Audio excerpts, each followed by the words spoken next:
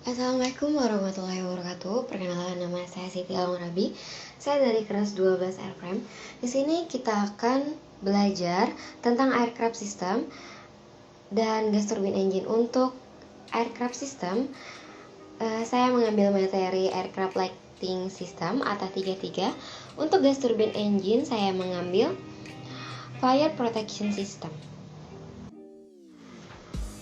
Jadi kita lanjut untuk pembelajaran aircraft system. Saya ngambil materi lighting system ATA33. Jadi lighting system ini penerangan. Jadi penggunaannya itu eksterior dan interior. Lampunya itu berada di bagian luar untuk memberikan penerangan untuk operasi seperti pendaratan di malam hari, pemeriksaan kondisi lapisan es, keamanan dari tabrakan udara. Jadi pencahaya interior ini menyediakan penerangan untuk instrumen, kokpit, kabin, dan bagian lain yang ditempati oleh awak kabin dan penumpang. Lampu ini khusus tertentu ya, seperti lampu indikator dan peringatan menunjukkan status pengoperasian peralatan. Oke, kita lanjut.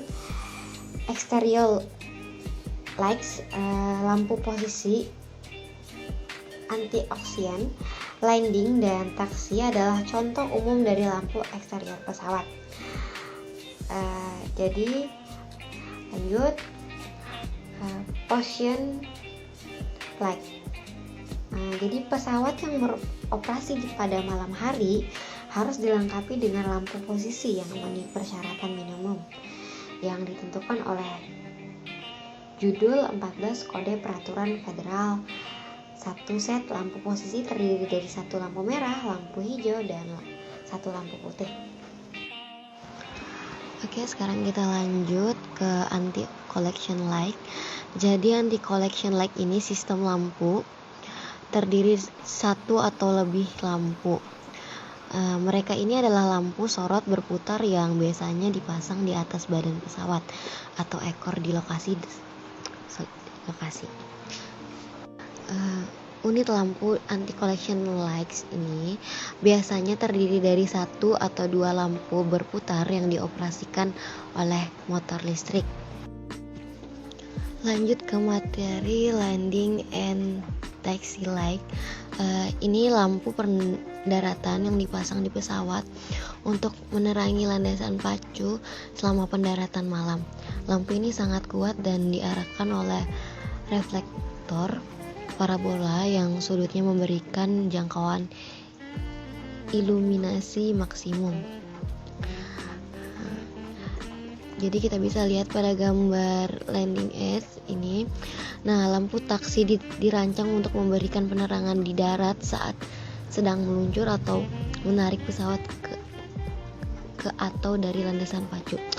Jalur taksi atau di area hanggar. Kalian bisa lihat kan ini di gambar 9 nih sampai 178 ini bisa lihat. Oke, sekarang kita lanjut. Nah, banyak pesawat kecil yang tidak dilengkapi dengan semua jenis lampu taksi, tetapi bergantung pada penggunaan lampu pendaratan yang sesekali digunakan untuk menerangi operasi taksi. Pesawat juga menggunakan resistor peredupan di sirkuit lampu pendaratan untuk mengurangi penerbangan saat meluncur. Sirkuit tipikal untuk lampu taksi ditunjukkan pada gambar ini. Kita lihat gambarnya ya, 9 sampai 180 di atas ini. Beberapa pesawat besar dilengkapi dengan lampu taksi alternatif yang terletak di permukaan bawah pesawat. Di belakang random hidung, lampu ini dioperasikan oleh skaler terpisah dari lampu taksi umum, menerangi area tempat di depan dan di bawah hidung pesawat. Lanjut, wing inspection light, lampu inspeksi sayap. Beberapa pesawat dilengkapi dengan lampu inspeksi sayap untuk menerangi tepi depan sayap untuk meningkatkan pengamatan lapisan es dan kondisi umum area ini dalam penerbangan. Lampu ini mungkin dideteksi visual dari formasi es di tepi depan sayap saat terbang di malam hari. Mereka biasanya dikendalikan melalui relay oleh scalar on off di kokpit ya. Beberapa sistem lampu inspeksi sayap untuk menyertai atau dilengkapi dengan lampu tambahan, kadang-kadang disebut lampu nozzle, yang menerangi area yang berdekatan seperti penutup kepala atau roda pendaratan. Ini biasanya sejenis lampu yang sama dan dapat dikontrol oleh sirkuit yang sama. Oke, lanjut kita ke interior lights, lampu interior. Pesawat dilengkapi dengan lampu interior untuk menerangi kabin. Seringkali peraturan cahaya putih dan merah disediakan. Pesawat niaga memiliki sistem penerbangan yang menerangi kabin utama, sistem penerangan mandiri sehingga penumpang dapat membaca saat lampu kabin padam, dan sistem penerbangan darurat di lantai pesawat untuk membantu penumpang saat dalam keadaan darurat. Oke, sekarang kita lanjut. Ini kita bisa lihat gambarnya interior, kokpit, dan cabin light system. Periksa sistem penerbangan pesawat biasanya mencakup pemeriksaan kondisi dan keamanan semua kabel, sambungan terminal, sekring, dan scalar yang terlihat. Lampu atau pemeriksaan ini karena penyebab banyak masalah seringkali dapat ditemukan dengan menguji kontinuitas rangkaian secara sistematik. Oke, sekarang kita lanjut pelajaran gas turbine engine. Di sini kita akan membahas tentang fire protection system. Jadi ini perlindungan terhadap kebakaran ya. Semua gas turbine engine dan sistem instalasi semacam menggabungkan fitur yang meminimalisasikan kebakaran bensin. Ini sangat penting bagaimana bahwa jika terjadi kegagalan dan menimbulkan api, maka terhadap perlengkapan untuk mendeteksi dengan segera dan memadamkan api dengan cepat, dan untuk mencegah penyebaran api, sistem pendeteksi dan pemadaman harus ditambahkan pada sistem instalasi. Nah, sekarang kita kenali dulu macam-macam jenis kebakaran ya.